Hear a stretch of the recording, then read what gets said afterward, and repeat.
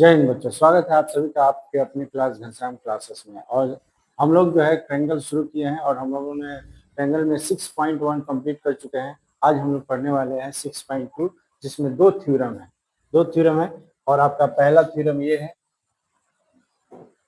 आपका पहला थ्योरम है 6.1।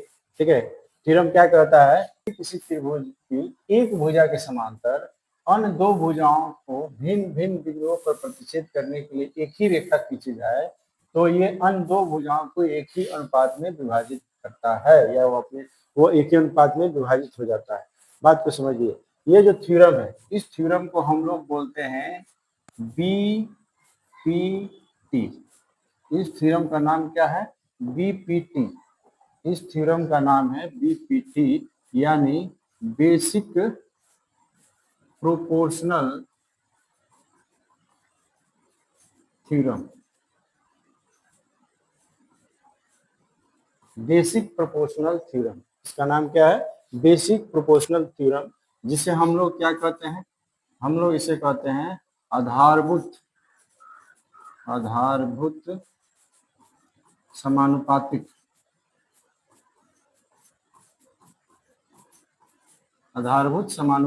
प्रमेय, जिसे हम लोग कहते हैं आधारभूत समानुपातिक। इसे हम लोग थेल्स प्रमेय भी कहते हैं। इसे हम लोग थेल्स प्रमेय भी कहते हैं। इसे हम लोग क्या कहते हैं? थेल्स प्रमेय भी कहते हैं, क्योंकि इसे गणितज्ञ थेल्स ने दिया था। ठीक है, इस थ्योरम को गणितज्ञ थेल्स ने दिया था, इसलिए उनके नाम से इसका नाम क्या पड़ा? थेल्स प्रमेय। तो इस प्रमेय को हम लोग बीपीटी यानी बेसिक प्रोपोर्शनल थ्योरम भी कहते हैं, आधारभूत समानुपातिक प्रमेय भी कहते हैं और थेल्स प्रमेय भी कहते हैं। क्या कहता है ये प्रमेय? ये प्रमेय क्या कहता है? तो इसके लिए हम पहले एक ट्रायंगल बनाएंगे।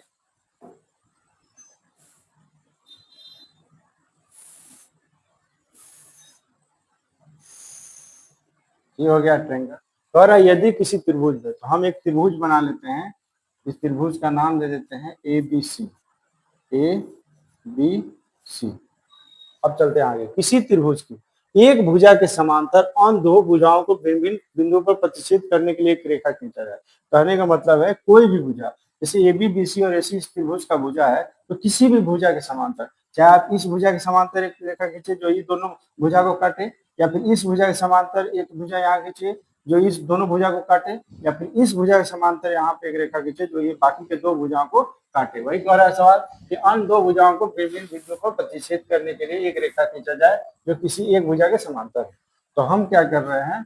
हम एक रेखा खींच रहे हैं BC के समांतर। ये रहा आपका BC के समांतर एक रेखा, इसका नाम हम दे देते हैं D और E। तो ये जो D है वो BC के क्या है? वो BC के समांतर हम लोग खींच दिए हैं। तो DE और BC के समांतर खींच रहे हैं, तो ये जो D और E है वो बाकी के दो भुजा AB और AC को, AB को D पर और AC को E पर काटता है। ये बात यहाँ तक हो गया, समझ में आ गया? अब कह क्या रहा है कि ये अन्य दो भुजाओं को एक ही अनुपात में विभाजित करता है। कहने का मतलब ये है कि ये जो रेखा खींचे हैं जो BC के समांतर है और दो भुजाओं पर कहीं ना कहीं प्रतिच्छेद करता है, तो इन दोनों भुजाओं को एक ही अनुपात में, मतलब AD बटा में BD, AE बटा में AC, AD बटा में BD बराबर AE बटा में EC।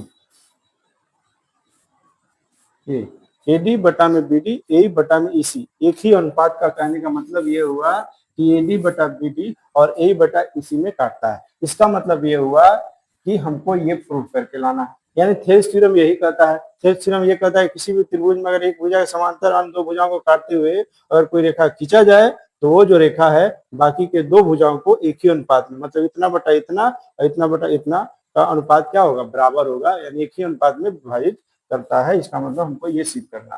तो ये हो गया, हमको समझ में आ गया कि क्या कहना चाह रहा है।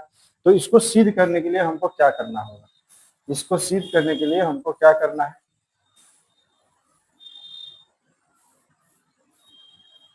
एकदम आसान तरीका है इसको सिद्ध करने का। हम लोग क्या करेंगे, उसको लिखेंगे।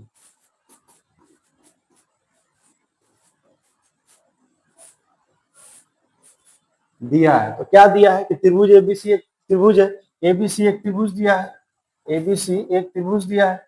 जो दिया है वो देख लिख देंगे, ABC एक त्रिभुज है, यानी त्रिभुज ए बी सी एक त्रिभुज दिया है, जिसमें त्रिभुज ए बी सी में क्या दिया है, तो ए बी सी में ये दिया है कि ये जो डी है, ये जो डी है वो बीसी के समांतर है। ये आपका समांतर का प्रतीक हो गया। तो डी जो है वो बीसी के समांतर है। ठीक है, ये लिख लिए हम लोग। ठीक, अब हमको सिद्ध क्या करना है, सिद्ध क्या करना है हमको, वो लिखेंगे।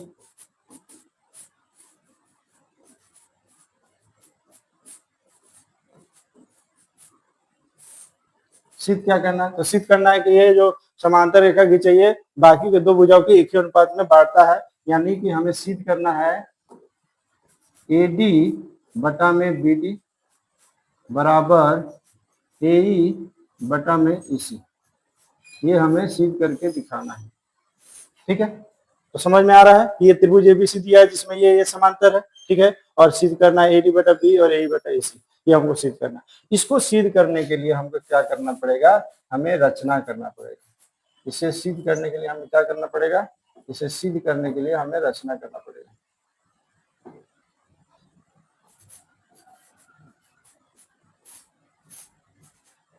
ठीक है, रचना करना पड़ेगा।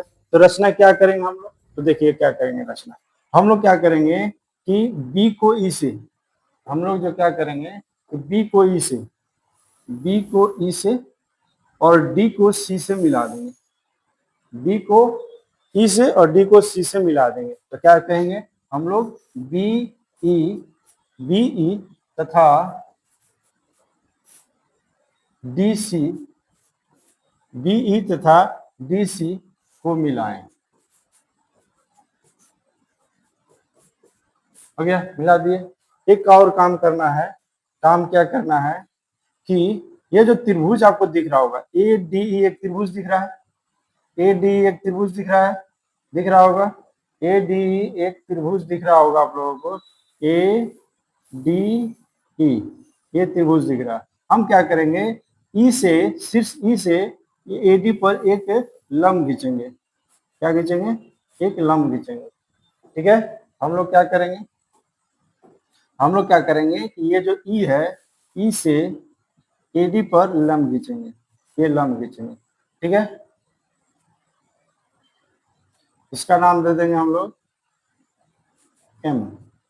ठीक, और इसी त्रिभुज को अगर इस तरीके से लिया जाए, जैसे कि हम इस त्रिभुज को लिए एडीई लिए, इस त्रिभुज के एडी लिए और एडी को आधार माने, तो हम लोग ई से एम एडी पर एम पर लंब खींचे। अब इसी त्रिभुज में अगर आधार ए मान ले और डी से लंब खींचे, डी से इसे लंब खींचे और इसका नाम दे दे एन। ठीक, यानी हम क्या किए, हम क्या किए कि ई एम लंब खींचे एडी पर, ठीक, तथा डी एन लंब खींचे ए पर, डी एन लंब खींचे ए पर। ठीक है, हम क्या किए, ई एम एक लंब खींचे एडी पर और डी एन एक लंब खींचे ए पर। ठीक, एडी और ए पर लंब खींच दिए, हो गया, ये हो गया रचना। अब हम लोग इसको प्रूव करने का शुरुआत करते हैं। तो प्रूव करने के लिए हम लोग को क्या करना है, देखिए अगर हम किसी त्रिभुज का क्षेत्रफल निकालते हैं, मान लीजिए कोई त्रिभुज है, समझिएगा बात को, मान लीजिए एक त्रिभुज है, ये त्रिभुज है। ठीक, मान लीजिए त्रिभुज हो गया ए बी सी और हम इसका क्षेत्रफल निकालना चाहते हैं। तो क्या फॉर्मूला होता है क्षेत्रफल निकालने का, 1/2। ये जो त्रिभुज है, मान लीजिए त्रिभुज ए बी सी है, तो एरिया ऑफ त्रिभुज ए बी सी अगर निकालना चाहते हैं तो क्या करना पड़ेगा, 1/2 गुने आधार गुने ऊंचाई। क्या होता है, 1/2 गुने आधार गुने ऊंचाई, ये ना होता है, 1/2 गुने आधार गुने ऊंचाई, ये होता है। ठीक है, तो यहाँ पे आप ध्यान दीजिएगा कि 1/2 आधार हमारा बीसी हो जा रहा है, हमारा जो आधार हो रहा है वो हमारा क्या हो जा रहा है, आधार हमारा बीसी हो जा रहा है, लेकिन ऊंचाई क्या हो जाएगा, तो ऊंचाई यहाँ से ऐसे खींच देंगे, इसका कुछ नाम दे देंगे, तो ये ऊंचाई हो जाएगा। ये बात समझ में आता है कि ऐसा अगर त्रिभुज रहे तो उसका ऊंचाई ऐसे हो जाएगा। लेकिन अगर त्रिभुज ऐसा रहे, अगर त्रिभुज ऐसा रहे, ठीक है, और ये इसका आधार, ये रहे ए बी सी, और इस बार आधार जो है ये रहे। अगर आधार इसका बीसी है और हमको ए से इसका लंब खींचना है, जैसे ये ऊंचाई या लंब खींच दिए तो ये आराम से हो गया। लेकिन अगर हम त्रिभुज ए बी सी का अगर ऊंचाई खींचना चाहते हैं तो ये ऐसे तो होगा नहीं, क्योंकि ऊंचाई हमेशा सीधा होता है। तो इसका ऊंचाई निकालने के लिए हमको क्या करना पड़ेगा, इसको आगे बढ़ाना पड़ेगा। इसको क्या करना पड़ेगा, बीसी को आगे बढ़ाना होगा। बीसी को हमें क्या करना पड़ेगा, आगे बढ़ा करके, और उसके बाद आप यहाँ से ऐसे खींचिएगा और ये ए एम जो होगा इस त्रिभुज ए बी सी का ऊंचाई होगा। तो यहाँ पे जो हम समझाना चाहते थे, मेरे हिसाब से आप समझ गए होंगे कि यहाँ पे क्या होगा, 1/2 आधार हमारा बीसी और ऊंचाई हमारा ए एम। उसी तरह इसमें भी हो जाएगा, इस बार ऊंचाई इस तरह। तो ऐसा जो त्रिभुज बनता है उसमें ऊंचाई ऐसे खींचना पड़ता है, थोड़ा सा आगे बढ़ा करके। ये ऊंचाई यहाँ पे हो गया और ये ऊंचाई यहाँ पे हो गया। उसी तरह अब यहाँ पे आप ध्यान दीजिएगा, अगर हम त्रिभुज A D E, A D E का क्षेत्रफल निकालना चाहते हैं, ध्यान दीजिएगा, त्रिभुज ए डी ई का क्षेत्रफल निकालना चाहते हैं, तो यहाँ हमारा ए डी हमारा आधार हो जाएगा और ई एम जो है हमारा ऊंचाई हो जाएगा। यानी एरिया ऑफ त्रिभुज ए डी ई अगर निकालना चाहते हैं तो वो क्या होगा, तो 1/2 हो जाएगा। त्रिभुज का क्षेत्रफल क्या होता है, 1/2 गुना आधार ऊंचाई। तो ये ए डी का क्षेत्रफल निकालेंगे तो 1/2 हो जाएगा, और आधार इसमें क्या हो जाएगा, आधार हमारा ए डी हो जाएगा। आधार क्या हो जाएगा, आधार इसमें हमारा ए डी हो जाएगा, और ऊंचाई हमारा क्या हो जाएगा, ई एम हो जाएगा। तो ए डी में 1/2 गुने आधार हमारा ए डी हो गया और गुने ऊंचाई जो है हमारा ई एम हो गया। ठीक है, हो गया। अब थोड़ा सा ध्यान दीजिएगा, ए डी ए त्रिभुज लिए तो इसका ऊंचाई ये हो गया। अब थोड़ा ध्यान दीजिएगा आप, अगर हम त्रिभुज लेते हैं बी डी ई, ये त्रिभुज लेते हैं, ध्यान दीजिएगा, अगर ये त्रिभुज लेंगे बी डी ई, अगर ये त्रिभुज लेंगे तो मैंने आपको बताया कि अगर ऐसा त्रिभुज बनता है तो आगे बढ़ा करके उसका ऊंचाई खींचते हैं।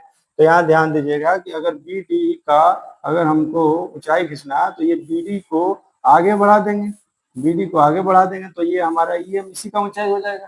देखिए त्रिभुज बी डी जो ये बन रहा है, इस त्रिभुज का अगर ऊंचाई चाहिए तो इस भुजा को आगे बढ़ाएंगे तो हमारा इसका ऊंचाई क्या हो जाएगा, ई एम हो जाएगा। इसका मतलब ये हुआ कि अगर हम एरिया निकालना चाहते हैं त्रिभुज बी डी ई का, और त्रिभुज बी डी ई का अगर निकालना चाहते हैं तो इसका भी क्या होगा, 1/2 गुने आधार क्या होगा, इसका बी डी होगा, आधार क्या होगा, बी डी होगा। लेकिन ऊंचाई तो इसका भी हमारा ई एन ही ना होगा, ऊंचाई हमारा ई एन नहीं होकर के ई एम होगा। यहाँ मिस्टेक हो गया है,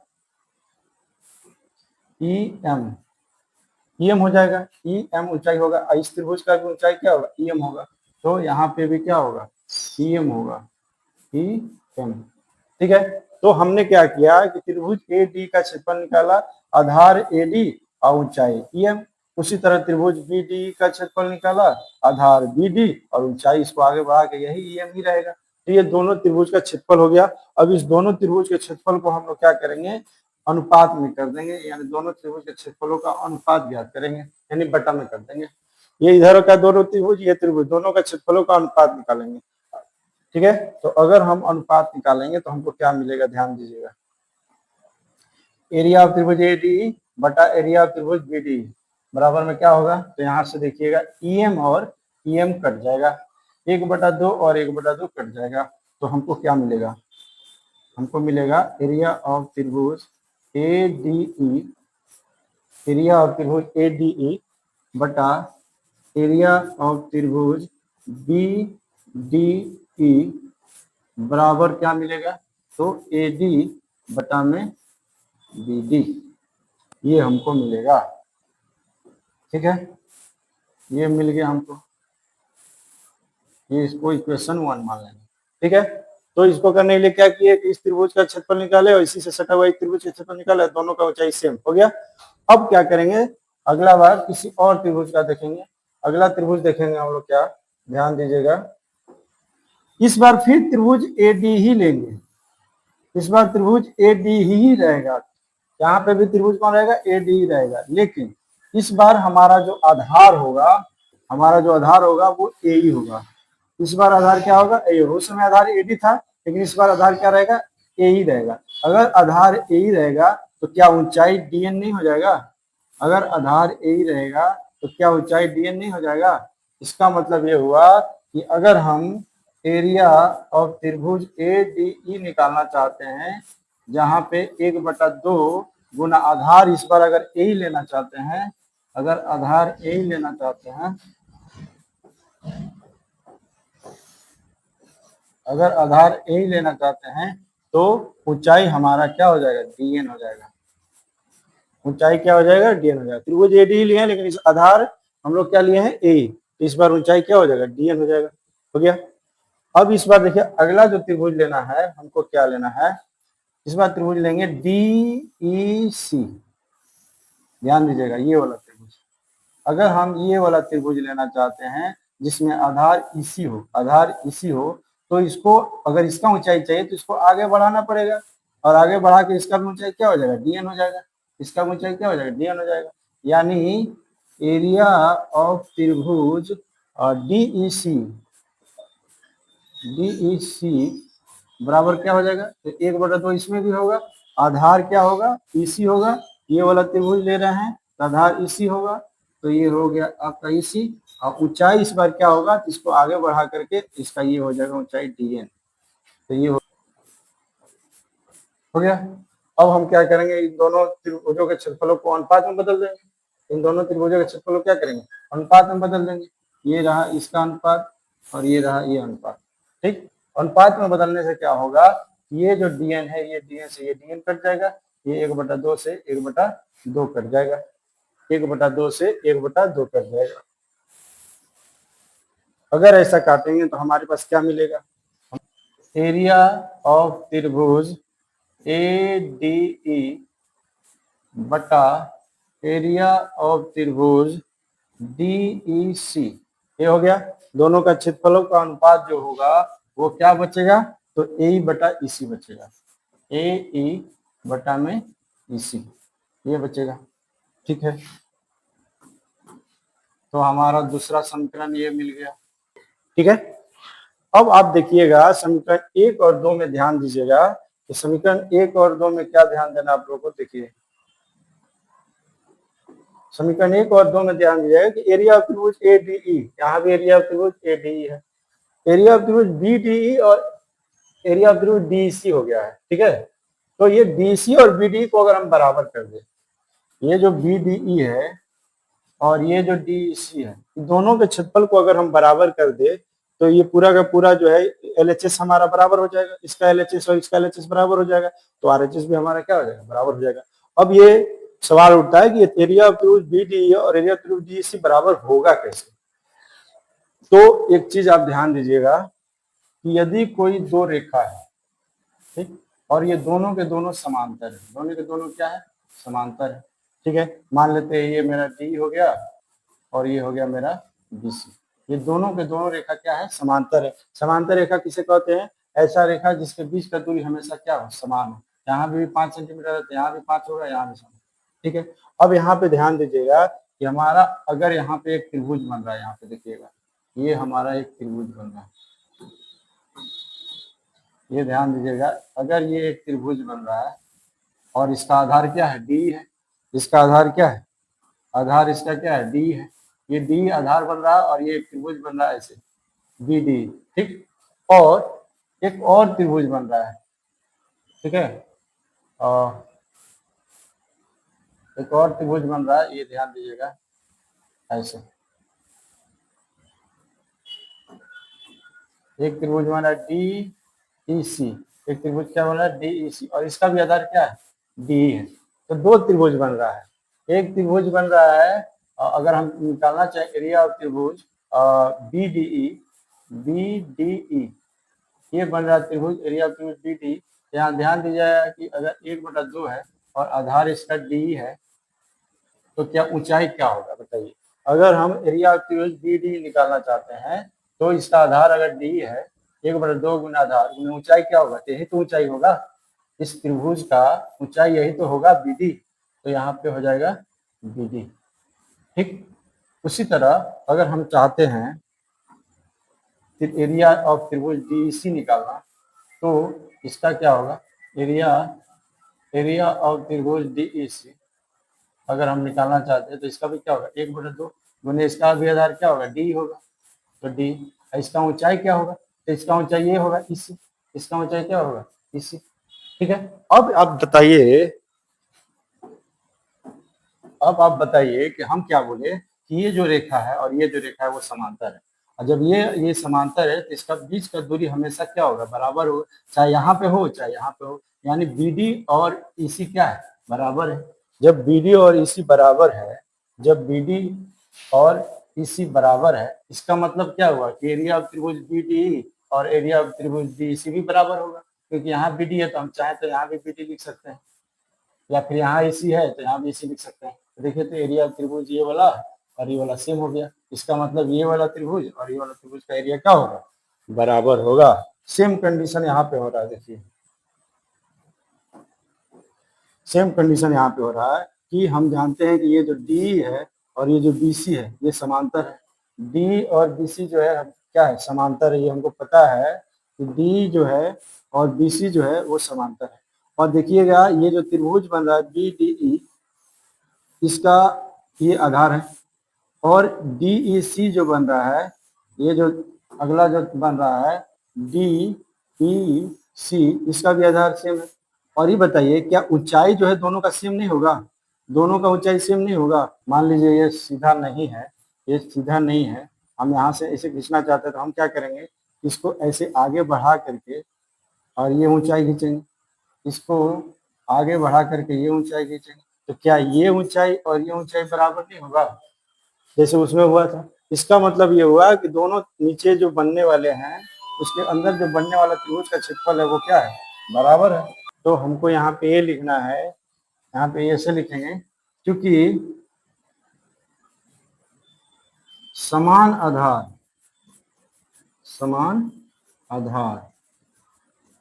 ठीक है, समान आधार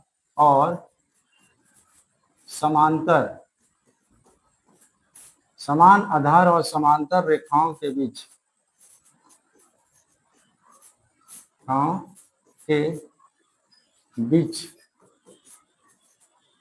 बने त्रिभुजों का क्षेत्रफल बराबर होता है।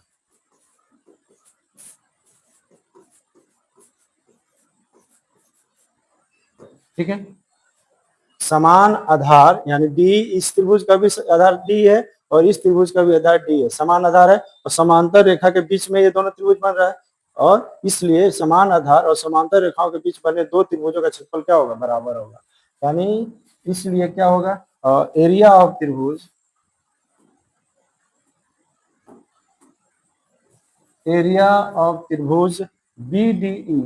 BDE बराबर होगा एरिया ऑफ त्रिभुज DEC। ये हो गया हमारा समीकरण 3। ठीक है, अब ध्यान से देखिए, अब इसमें कुछ बचा नहीं है, आप आराम से देखिए लिख सकते हैं। समीकरण 1, 2 और 3, समीकरण 1, 2 और 3 से आप डायरेक्ट लिख सकते हैं। देखिएगा AD यहाँ पे भी है, AD यहाँ पे भी है, और BDE और DEC समीकरण 3 से क्या हो गया है, ये बराबर हो गया है, ये क्या हो गया, बराबर हो गया है।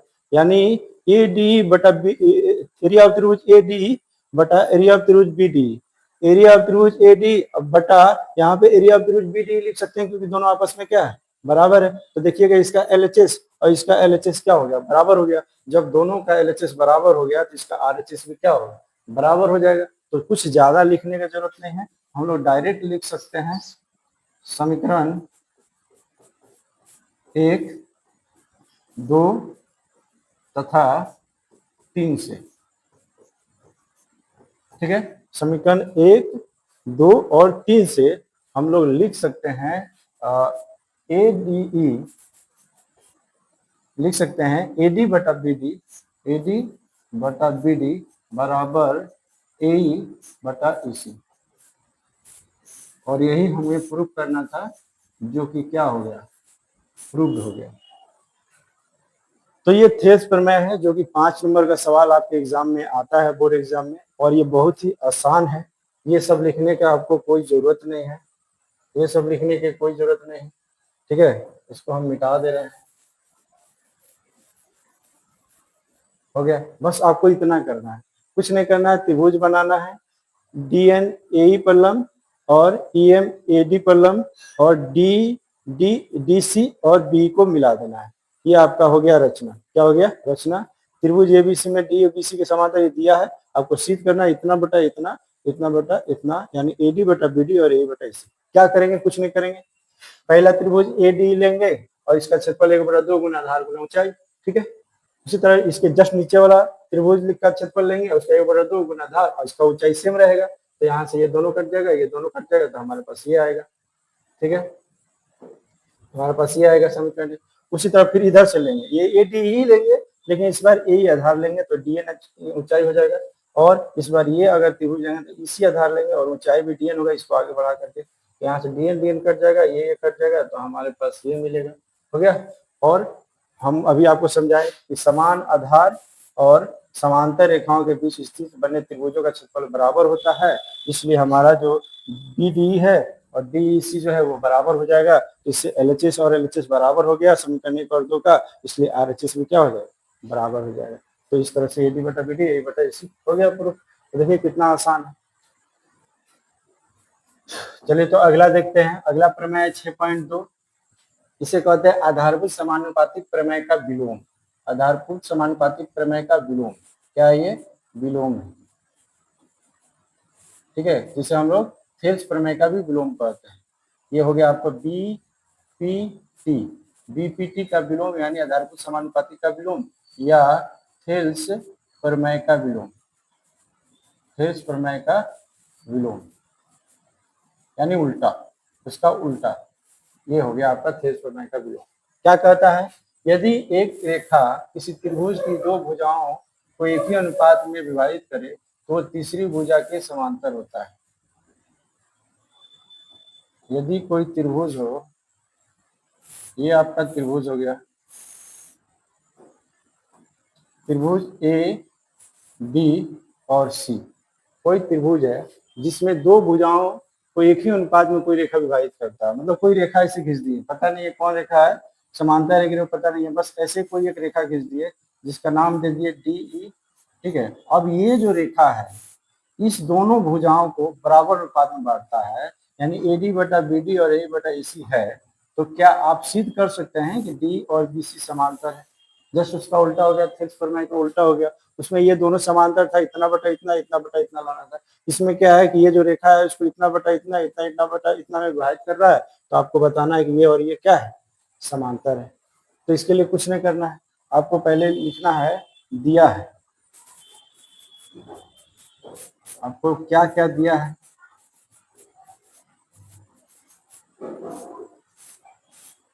आपको क्या दिया है, तो दिया है त्रिभुज ABC में, त्रिभुज ABC में क्या दिया है, तो त्रिभुज ABC में दिया है AD बटा में BD बराबर AE बटा में EC। ये आपका सवाल में दिया है, इसको हम एक मान लेते हैं, ठीक, ये दिया है। आपको सिद्ध क्या करना है, आपको सिद्ध क्या करना है,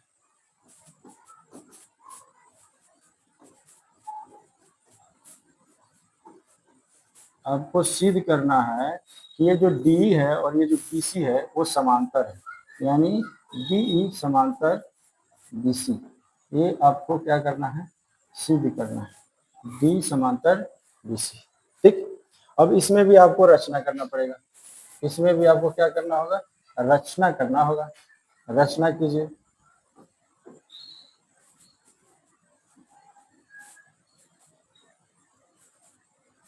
रचना क्या करेंगे कि हम एक अलग से कोई रेखा मान लेंगे, अलग से हम एक रचना करेंगे, हम अलग से एक रेखा मान लेंगे कि कोई एक रेखा है जो कि DE डैश है, और ये बीसी के समांतर, ये डी बीसी के समांतर नहीं है, ये हमें सिद्ध करना है। लेकिन हम रचना में क्या मान लिए कि कोई एक रेखा है डी वो जो कि बीसी के समांतर है, यानी डी ई समांतर बीसी एक रचना खींचेंगे।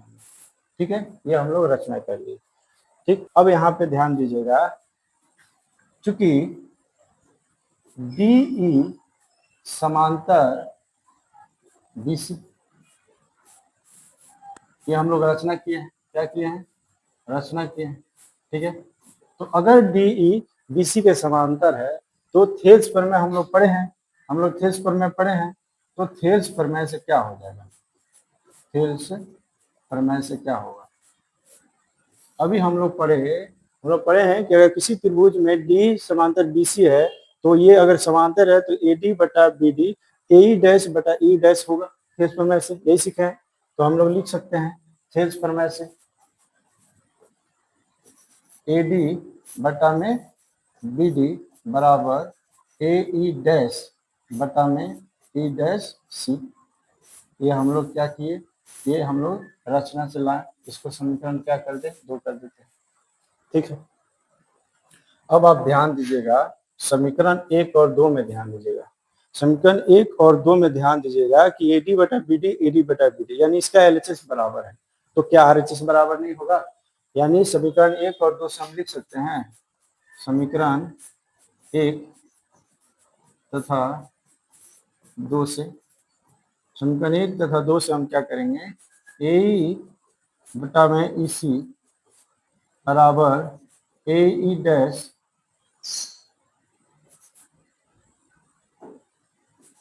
ए ई डैश बटा ई डैश सी, ये हम लोग ला दिए। ठीक, समीकरण 1 2 से क्या मिल गया कि ए बटा ई सी, ए बटा ई सी जो है वो ए डैश बटा ई डैश सी के बराबर है। ठीक है, अब यहाँ से हम लोग क्या करेंगे, ध्यान दीजिएगा, इस ये जो हम लोग लाए हैं इसमें दोनों तरफ एक जोड़ेंगे, यानी दोनों तरफ एक जोड़ने पर, दोनों तरफ एक जोड़ने पर हम किसी भी समीकरण में दोनों तरफ कोई भी चीज जोड़ सकते हैं, घटा सकते हैं, गुना कर सकते हैं, बशर्ते दोनों तरफ होना चाहिए। तो दोनों तरफ एक जोड़ने पर, दोनों तरफ अगर हम लोग एक जोड़ते हैं तो हमें क्या मिलेगा, ए ई बटा में ई सी प्लस में क्या हो जाएगा 1, उसी तरह ए ई डैश बटा में ई डैश सी प्लस में क्या हो जाएगा 1 हो जाएगा। अब ये आपका क्या हो गया, देखिएगा भिन्न का जोड़ घटा हो गया, जोड़ हो गया। अब यहाँ पे एलसीएम क्या आएगा, एलसीएम हमारा इसी आएगा, तो ये क्या हो जाएगा, ए ही हो जाएगा, और इसी के पढ़ा में इसी एक बार में आएगा, एक को यहाँ पे कुछ नहीं है तो एक है, तो एक के पढ़ा में इसी इसी बार में, तो इसी को एक से करेंगे तो इसी आएगा, यानी यहाँ पे हो गया इसी बराबर, उसी तरह यहाँ पे क्या हो जाएगा ई डैश सी, तो यहाँ पे हो जाएगा आपका A E dash plus E dash C, हो गया। अब ध्यान दीजिए क्या हो रहा है यहाँ पे, देखिएगा ए ई प्लस ई सी, ए ई और ई सी, क्या ए ई को और ई सी को जोड़ने पर ए सी नहीं बनेगा, ए सी नहीं बनेगा, यानी हमारा यहाँ पे ए सी बटा ई सी नहीं हो सकता है, बराबर। उसी तरह आप देखिएगा ए ई यहाँ से यहाँ तक, ए ई यहाँ से यहाँ तक, और ई डैश सी यहाँ से लेके यहाँ तक, क्या इस ए सी में बनेगा, तो यहाँ पे हम लिख सकते हैं ए सी, अब बटा में ई डैश सी, ऐसे लिख सकते हैं। अब ध्यान दीजिए यहाँ पे क्या हो रहा है, ये दोनों जोड़ के एसी आ रहा है, ये दोनों जोड़ के भी एसी आ रहा है। अब यहाँ पे देखिए क्या होगा, एसी से एसी नहीं कट जाएगा, अगर कट जाएगा तो हमारे पास 1 बटा एसी बचेगा, और इधर बचेगा 1 बटा ई डैश सी। अगर इसको क्रॉस मल्टीप्लाई करेंगे तो ई डैश सी जो होगा वो इसी के बराबर हो जाएगा। अब यहाँ पे ध्यान दीजिए ई डैश सी देख लीजिए क्या क्या बराबर हो रहा है, देखिए ई डैश सी,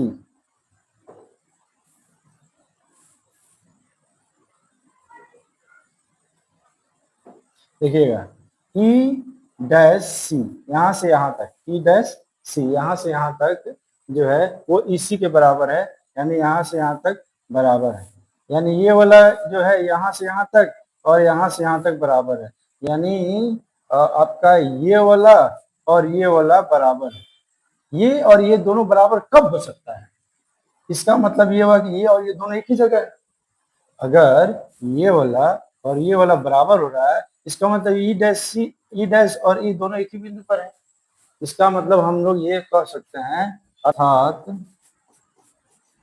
अर्थात डीई डैश जो है, डीई डैश तथा डीई जो है वो क्या है? संपाती है।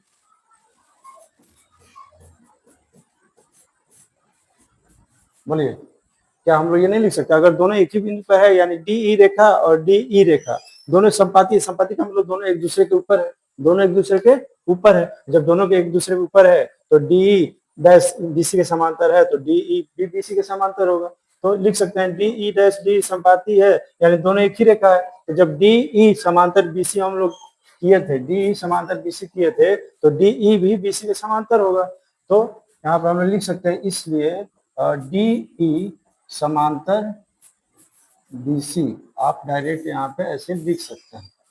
ठीक है, आप डायरेक्ट ऐसे लिख सकते हैं कि अगर डी जो है वो डी डैश संपाती है, तो यानी दोनों एक ही जगह पे है। तो जब ये इसके समांतर है तो ये भी इसके समांतर होगा। तो इस तरह से देखिए कितना आसान है। अगर हम कोई त्रिभुज ए बी सी लेते हैं, उसमें अगर ये जो है इसको दो बराबर भाग में बांटता, अनुपात में बांटता है, तो हम अलग से रचना करेंगे डी बी सी के समांतर।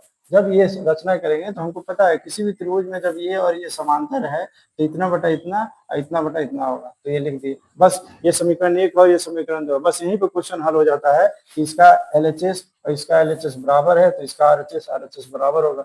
बस ये आ गया। अब बस कुछ नहीं करना, दोनों तरफ एक जोड़ दीजिए, दोनों तरफ एक जोड़ करके आप भिन्न का जोड़ कीजिए, तो आप देखिएगा कि आपको इतना मिलेगा। AC सी कट जाएगा तो 1/AC 1/E क्रॉस मल्टीप्लाई कर दीजिए, ये देखिए आपको E' और EC बराबर हो रहा है। इसका मतलब कहीं ना कहीं ये दोनों बिंदु E' और E एक ही बिंदु पर है, और जब एक ही बिंदु पर है इसका मतलब D' और D जो है संपाती है, और संपाती है तो इसका मतलब जब ये इसके समांतर हम लोग रचना किए थे तो ये भी इसके समांतर होगा। तो ये हो गया आपका प्रूफ।